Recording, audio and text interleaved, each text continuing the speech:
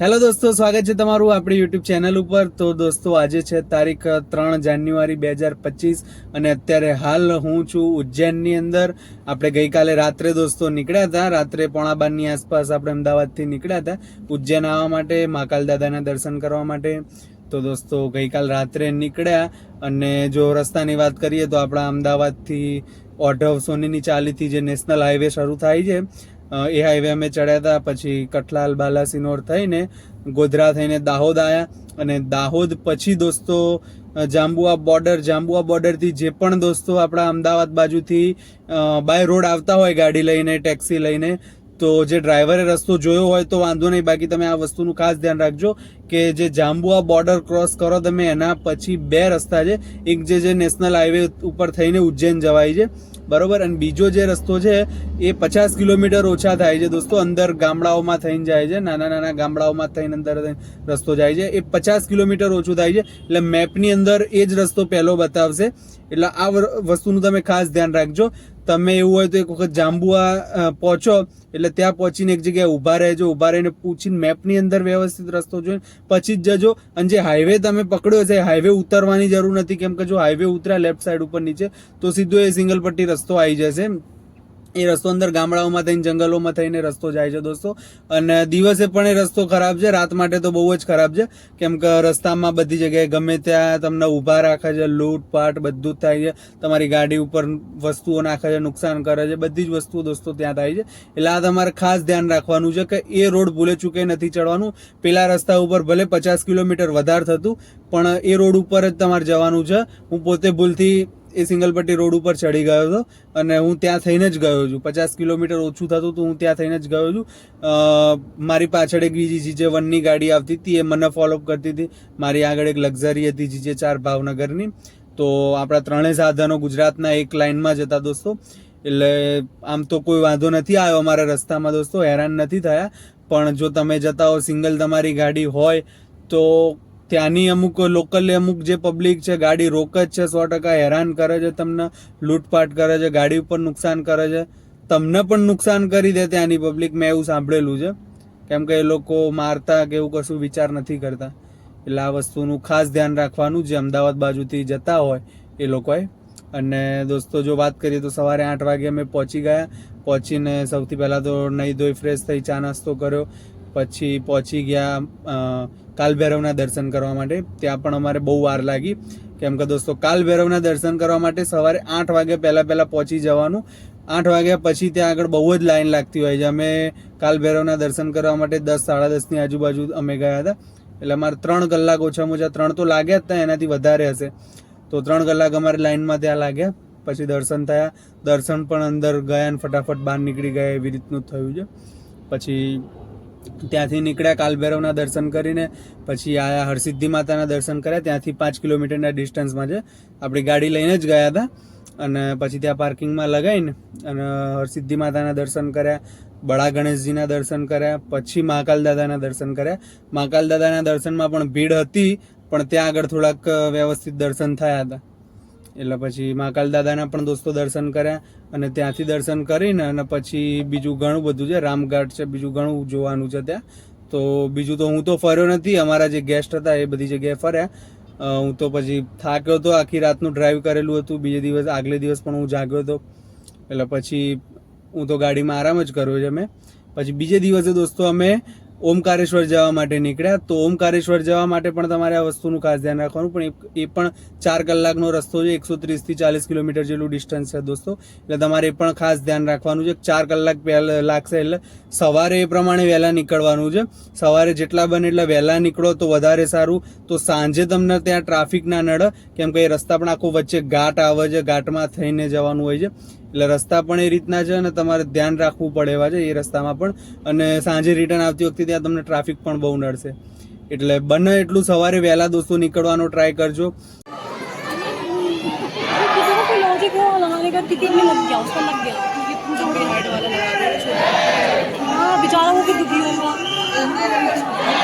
भगवान को पूछने का क्या मतलब है, मंदिर में आके पूछे.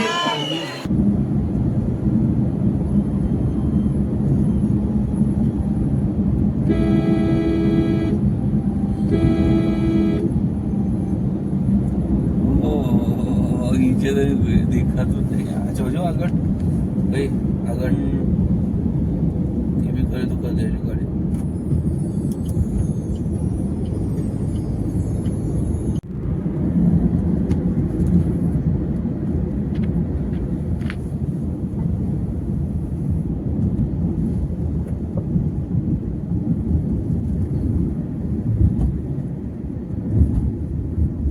ટોલ ટેક્સ હા.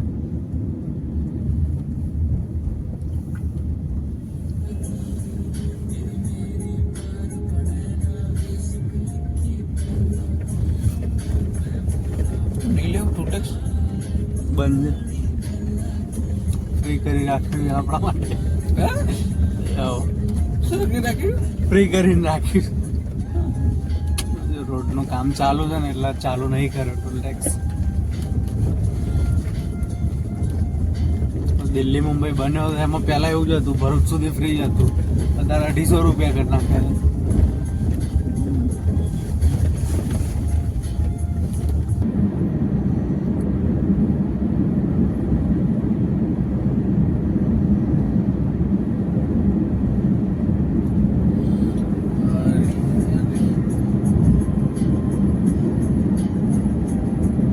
વાહ યાર, જોયું તમે? રેકોર્ડિંગ થયું અને ચાલુ જ છે. હવે આમ મસ્ત યાર, સ્ટેટસ આમ ઊંચો યાર. એટલે જો આની અંદર ક્લિપ કટ કરીશ મેં તો સ્ટેટસ આમ મૂકી દીધું. એવો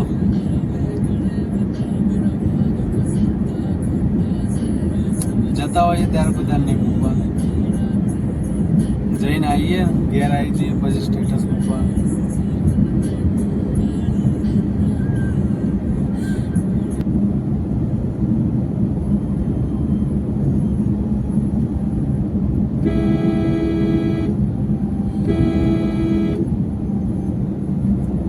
ઓહ, નીચે તો દેખાતું જ નહીં. આ જોજો આગળ ભાઈ, આગળ ધીમી કરે તો કરી દેજો ગાડી.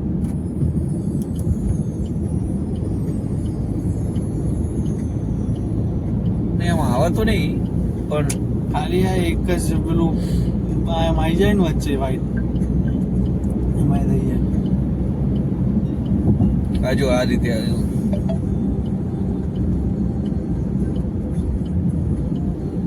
ગાડી બંધ થઈ છે. ના ના ફોટો શૂટ કરવા હા, હજી જે વન છે આપણું અમદાવાદ આટલા આવો કર્યો.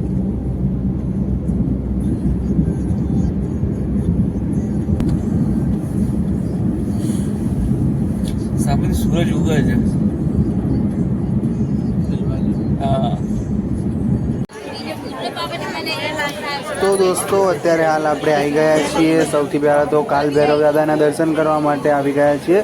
સવારે અત્યારે હાલ આપણે ઉજ્જૈન પહોંચીને ફ્રેશ થઈ ગયા, નાહી ધોઈને અત્યારે હાલ આવી ગયા છે મંદિરે દર્શન કરવા. સૌથી પહેલાં આપણે આજે કાલ ભૈરવ દાદાના દર્શન કરવા. તો અહીંયા દોસ્તો અત્યારે હાલ ભીડ સખત છે, બહુ જ લાઈન છે. મને ખબર હતી કે સવારે 8 વાગે પહેલાં અહીંયા આવી જવું પડે જો સારી રીતે દર્શન કરવા હોય તો, કેમ કે મેં અમારા એક બીજા ડ્રાઈવર મિત્ર છે એમની સલાહ મેં લીધી હતી. મને 8 વાગ્યા પહેલાંનું જ એમને કીધું હતું, પણ અમે પહોંચવામાં લેટ થઈ ગયા એટલે અત્યારે હાલ અમે આવ્યા છીએ. અત્યારે 10:30 વાગ્યા છે સવારમાં, એટલે ભીડ બહુ જ છે દોસ્તો. તો હવે જોઈએ ક્યારે નંબર આવે છે.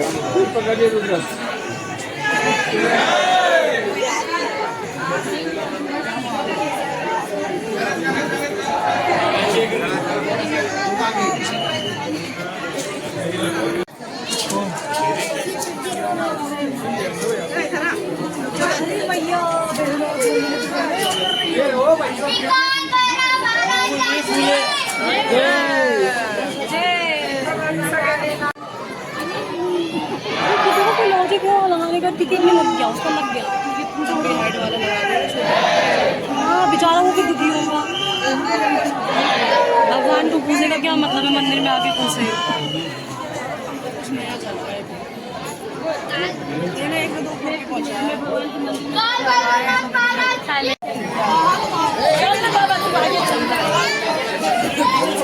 आंधी है, दीदी लिए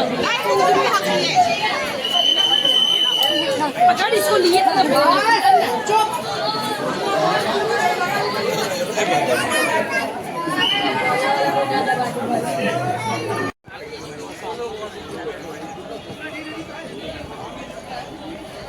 તો દોસ્તો કાલ ભૈરવ દાદાના દર્શન થઈ ગયા છે અને દર્શન કરીને અત્યારે હાલ આપણે નીકળી ગયા છીએ હરસિદ્ધિ માતાના મંદિરે હરસિદ્ધિ માતાના દર્શન કરવા માટે. તો અત્યારે જઈશું હરસિદ્ધિ માતાના મંદિર તરફ.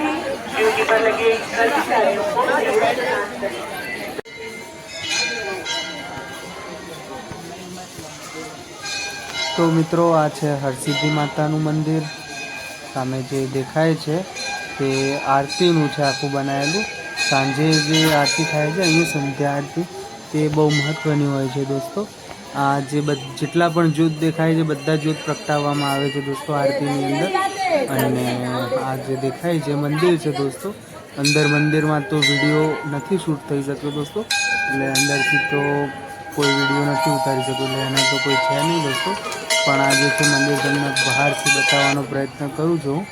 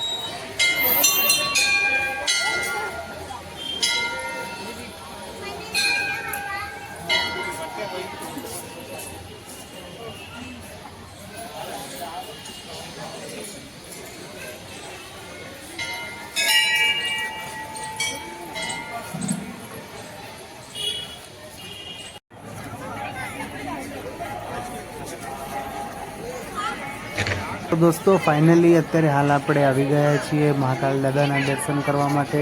આ જે તમને સામે દેખાય છે તે મહાકાલ દાદાનું ભોળાનાથનું મંદિર છે. તો અત્યારે હાલ હવે આપણે જઈશું સીધા અંદર મંદિર તરફ જવા માટે. આ તમે જોઈ શકો છો દોસ્તો મંદિરની બહારનો નજારો છે.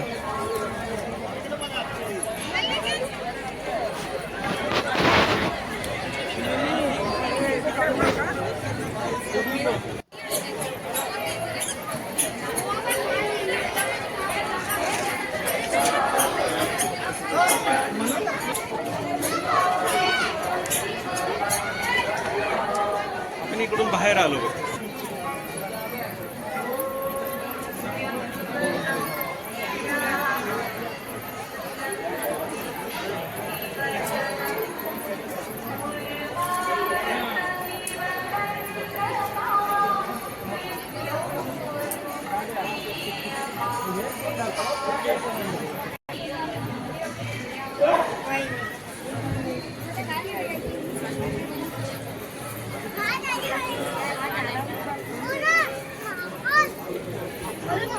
जवळपास सगळ्यात शेवटी असल्यासारखं नाही नाही.